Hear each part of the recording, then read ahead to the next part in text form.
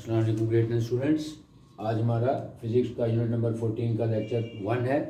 आपको पता है कि जैसे मैंने फिज़िक्स के जितने भी लेक्चर अपलोड किए हैं, जो फर्स्ट लेक्चर होता है किसी भी टॉपिक का या किसी भी यूनिट का, उसमें मैं यूज़ होने वाले तमाम फार्मूलाज को पहले डिस्कस करता हूँ और आपको बताता हूँ कि कौन सा डाटा होगा उसके ऊपर कौन सा फार्मूला लगेगा, और उनके यूनिट्स को डिस्कस करते हैं कि जो जो वेरिएबल्स उसमें यूज़ होंगे उनका ऐसा यूनिट क्या होगा, और उसके बाद कुछ इंपॉर्टेंट एग्जांपल्स करेंगे।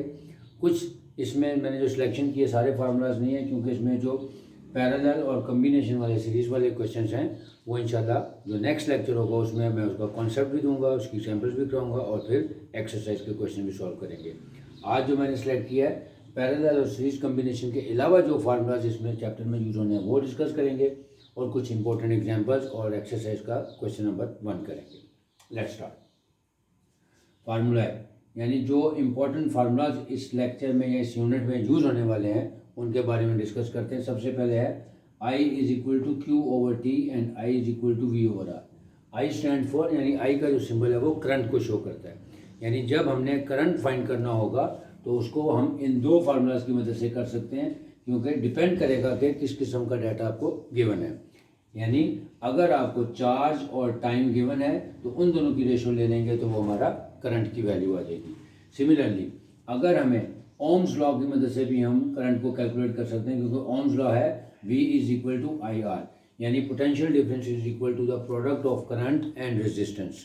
यानी अगर हमें करंट और रेजिस्टेंस या पोटेंशियल डिफरेंस इन तीनों में से कोई सी दो चीज़ें दी हैं तो भी हम थर्ड वेरिएबल फाइंड कर सकते हैं। और इसका मतलब है कि अगर हमने करंट की वैल्यू निकालनी हो तो हम V ओवर R की मदद से भी निकाल लेंगे, प्रोवाइडेड कि अगर आपको डाटा दिया हुआ है जिसमें चार्ज और टाइम का बताया है या पोटेंशियल डिफरेंस और रेजिस्टेंस का बताया है, तो हम दोनों में से किसी एक फार्मूले की मदद से करंट की वैल्यू फाइंड कर सकते हैं। Next formula number 3, E is equal to W over Q। यानी जब हमने एनर्जी फाइंड करनी होगी और हमें वर्क डन की वैल्यू पता हो और चार्ज दिया होगा तो उन दोनों की रेशो हम लेने के बाद एनर्जी की वैल्यू भी निकाल सकते हैं। सिमिलरली जो वर्क डन है, वर्क डन को कैलकुलेट करने का करंट के फॉर्म में क्या फार्मूला होगा, QV, यानी product of charge and potential difference, तो हम वर्क डन निकाल सकते हैं। Similarly W is equal to I square R T, यानी अगर हमें करंट दिया हुआ हो, रेजिस्टेंस दी हुई हो और टाइम बताया हो तो I का स्क्वायर यानी करंट की वैल्यू का स्क्वायर लेंगे और फिर जो रेजिस्टेंस और टाइम है इन तीनों का प्रोडक्ट ले लेंगे, तो अब भी हम वर्क डन की वैल्यू निकाल सकते हैं।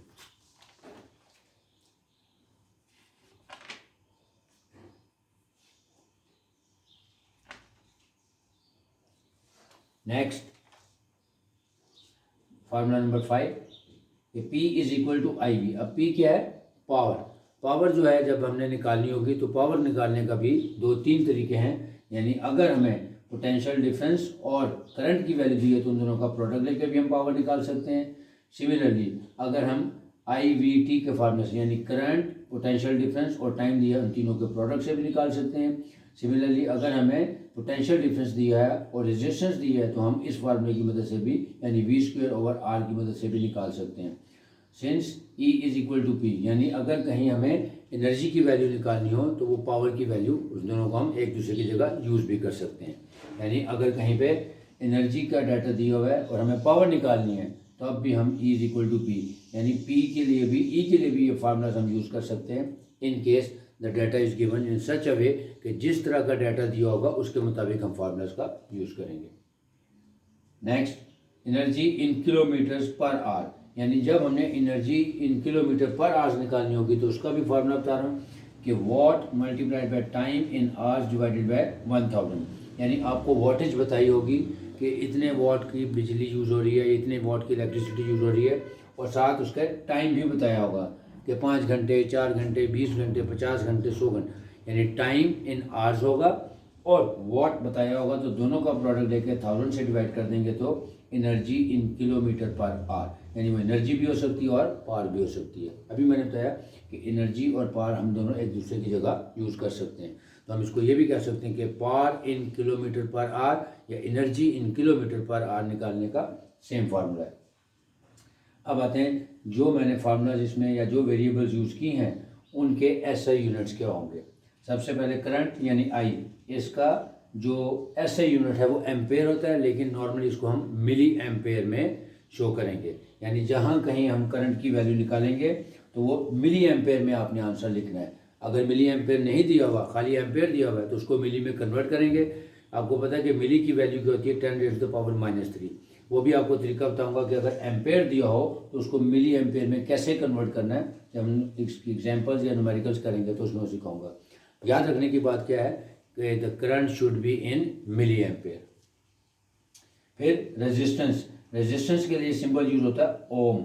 इसको कहते हैं वो है पोटेंशियल डिफरेंस पर एम्पेयर, यानी एक एम्पेयर में कितना पोटेंशियल डिफरेंस हो उन दोनों का प्रोडक्ट ले लेंगे तो हमारी वैल्यू आ जाएगी। उसको कहते हैं ओम। यानी रेजिस्टेंस जब भी हम कहीं निकालेंगे तो उसके लिए सिंबल यूज करेंगे ohm, which is equal to VA-1 means वो पोटेंशियल डिफरेंस या वोल्टेज पर एम्पेयर।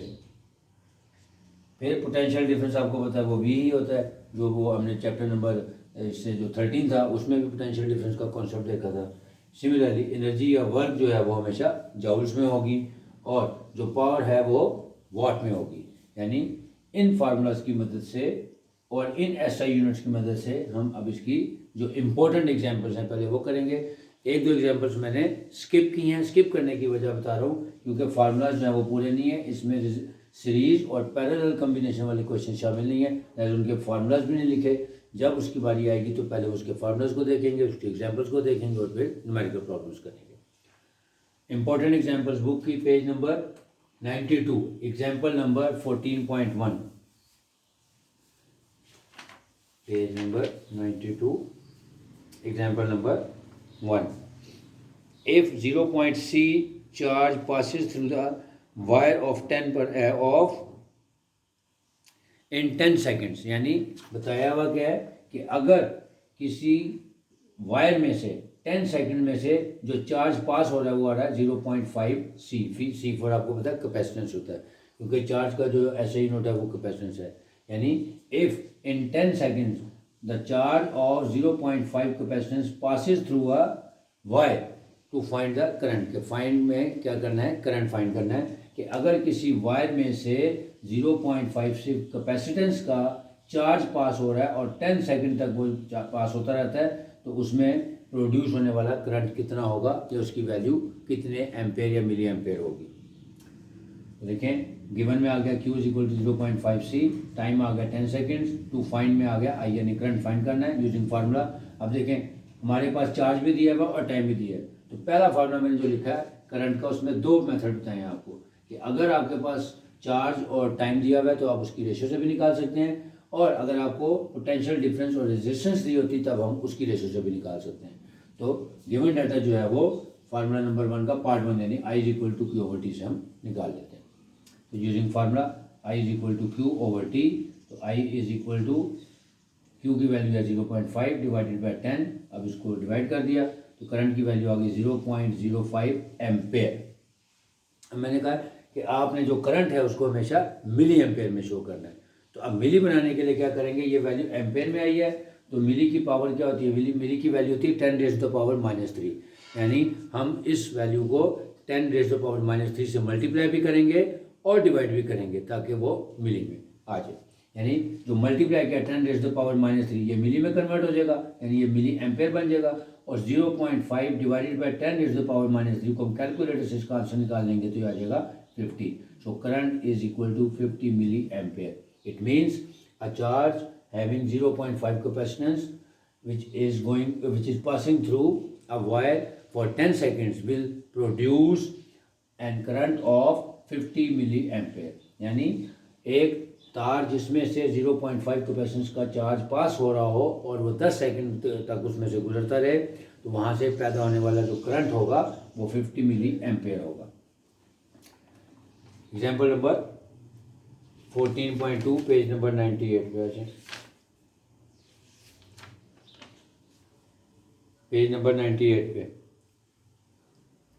अच्छा, जिसमें यहाँ बताया हुआ है कि एक वोल्ट मीटर है connected with cross section heating of 60 volt. यानी एक वोल्ट दिया हुआ है, पोटेंशियल डिफरेंस दिया हुआ है कि बैटरी के साथ 60 वोल्ट की बैटरी के साथ आपने कनेक्ट किया हुआ है और जो करंट वहाँ से गुजर रहा है वो है 2 एम्पेयर। यानी इसको पढ़ के दिखा देता हूँ।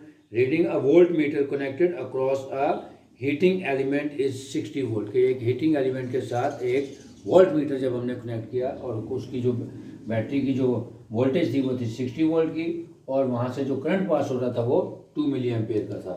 टू फाइंड कि वो कहता है कि जी आप बताएं कि इसमें कितनी रेजिस्टेंस प्रोड्यूस होगी। अब आपको पता है रेजिस्टेंस का फार्मूला देख लेते हैं क्योंकि वी भी दिया हुआ है और हमें आई भी दिया हुआ है। तो ये देखें जो मैंने फार्मूला लिखा था V is equal to I R, यानी ओम्स लॉ की मदद से भी हम इसको कैलकुलेट कर सकते हैं। तो ओम्स लॉ क्या है, V is equal to I R, तो वही फार्मूला लिख लेते हैं V is equal to I R. अब यहाँ से हम वैल्यूज पुट कर देते हैं।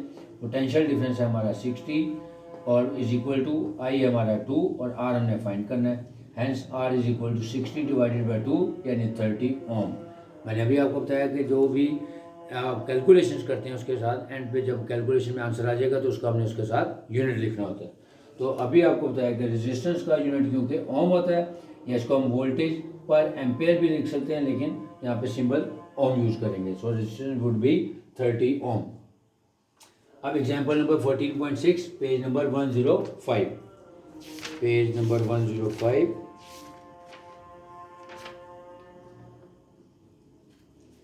अब यहाँ पे एग्जांपल में बताया हुआ है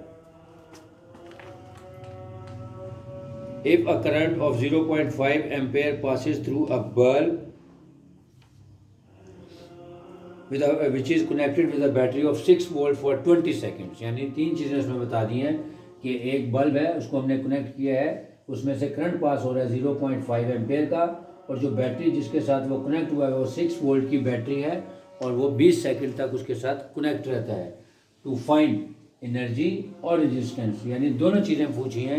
यानी एनर्जी मैंने कहा एनर्जी और पावर एक ही चीज़ होती है, तो यहाँ पे क्योंकि वर्ड ई एनर्जी यूज़ करना है तो हमने एनर्जीज की कैलकुलेट करनी है। यानी दोबारा बता देता हूँ कि एक 6 वोल्ट की बैटरी है जो 20 सेकंड्स तक चल रही है और उसके साथ जो कनेक्ट हुआ हुआ है बल्ब जो उसके साथ कनेक्ट हुआ हुआ है उसमें 0.5 एम्पेयर का करंट पास हो रहा है और इसकी मदद से हमने बताना है कि उसमें एनर्जी या पावर कितनी प्रोड्यूस होगी और उसकी रेजिस्टेंस क्या होगी। तो यूजिंग फार्मूला लिख लेते हैं। अब देखें हमारे पास जो डाटा दिया हुआ है उसमें आई भी दिया हुआ है, वी भी दिया हुआ है और टी भी दिया हुआ है। ये देखें यहाँ मैंने एनर्जी का फार्मूला लिखा था। एनर्जी को कैलकुलेट करने के लिए क्योंकि एनर्जी भी तो पावर ही है, तो ये देखें P is equal to I V T, ऐसा P is equal to I V T भी कर सकते हैं और energy is equal to I V T भी कर सकते हैं क्योंकि पावर और एनर्जी मैंने कहा दोनों एक दूसरे के जगह एक्सचेंज करके हम यूज़ कर सकते हैं। तो हम वही फार्मूला लिखेंगे energy is equal to I V T, यानी करंट हमें दिया हुआ 0.5 मल्टीप्लाइड बाय वोल्ट यानी पोटेंशियल डिफरेंस दिया हुआ था 6 इंटू टाइम दिया हुआ था 20 सेकेंड्स। हम इन तीनों का प्रोडक्ट ले लेते हैं तो आंसर आ जाएगा 60 जॉल्स। अब हमने फाइंड करनी है रेजिस्टेंस। अब बुक में ये वाला मुश्किल वाला फार्मूला यूज़ किया हुआ है आई स्क्वायर आर टी, लेकिन अगेन आपको क्योंकि मैं इजी फिजिक्स के नाम से पढ़ाता हूँ तो इजी फिजिक्स में आपको तरीका बताता हूँ कि अगर आपका कॉन्सेप्ट क्लियर है और आपको फार्मूलाज आते हैं तो ज़रूरी नहीं है कि आप उसको कॉम्प्लेक्स मेथड से या कॉम्प्लेक्स तरीके से करें, तो आप उसको आसानी से कर सकते हैं। क्योंकि देखें हमारे पास अब दो चीज़ें आ गई हैं। रेजिस्टेंस फाइंड करने के लिए हमें आई और वी की रेशो चाहिए। ये देखें ये V is equal to I R, यानी हम अगर ओम्स लॉ भी यूज़ करेंगे तब भी हम रेजिस्टेंस की वैल्यू निकाल सकते हैं, यानी R is equal to V over I हो जाएगा। तो मैंने इसको ओम्स लॉ की मदद से ही कैलकुलेट किया। तो using ohm's law V is equal to product of current and resistance यानी आई आर। अब इसमें वैल्यूज पुट कर देते हैं। तो पोटेंशियल डिफरेंस हमें दिया हुआ था 6 इज इक्वल टू आई की वैल्यू है 0.5 multiplied by R, so which implies that R is equal to 6 over 0.5 यानी 12 ओम।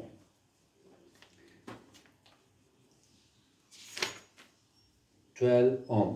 अब आ जाते हैं एक्सरसाइज के जो न्यूमेरिकल प्रॉब्लम्स हैं उसका पहला क्वेश्चन, क्योंकि जो स्पेस थोड़ी थी लिहाजा हम उसमें एक ही क्वेश्चन कर सकते हैं। ये बहुत आसान है। यानी जैसी मैंने पहली एग्जांपल कराई थी 14.1 कि आपको चार्ज भी दिया हुआ था, टाइम भी दिया हुआ था और करंट फाइंड करना था। सिमिलरली इसी तरह की एग्जांपल है बुक के पेज नंबर 116 पे। First question, a current of 3 milli ampere is flowing through a wire for 1 minute, यानी एक वायर है उसमें से कितना करंट फ्लो कर रहा है 3 मिली एम्पेयर, यानी 3 एम मीन 3 मिली एम्पेयर का करंट फ्लो कर रहा है और कितनी देर तक 1 मिनट। 1 मिनट का मतलब हो गया 60 सेकेंड्स। अब फाइंड क्या करना है, find the charge passing through, कि जो चार्ज उसमें से गुजर रहा है उसकी वैल्यू फाइंड करनी है। हम लिखेंगे टू फाइंड में क्यू। अब लिखते हैं using formula. I is equal to Q over T, क्योंकि हमारे पास क्यू की वैल्यू भी है फाइंड करनी है और आई और टी दिया हुआ है। जैसा हम जो हमारा करंट का फार्मूला है I is equal to Q over T, उसकी मदद से वैल्यूज पुट करके क्रॉस प्रोडक्ट से सिंप्लीफाई कर लेते हैं। I is equal to Q over T which implies that I की वैल्यू आ गई 3 इज इक्वल टू क्यू हमने फाइंड करना है और टी है 60 सेकेंड्स। अब यहाँ से क्रॉस प्रोडक्ट की तो Q is equal to 3 times 60 यानी 180 मिली एम्पेयर। यहाँ पे एम्पेयर में इसको कन्वर्ट कर मिली एम्पेयर में कन्वर्ट करने की ज़रूरत क्यों नहीं है, क्योंकि जो हमारे पास करंट की वैल्यू थी वो ऑलरेडी मिली एम्पेयर में ही थी। लिहाजा हमने जो चार्ज निकाला है वो मिली एम्पेयर में, चार्ज का तो कैपेसिटेंस साथ लिखना है, इसका यूनिट होता है कैपेसिटेंस।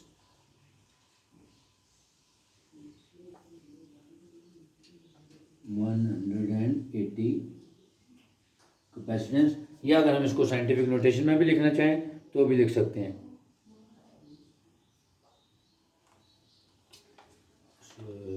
3 × 60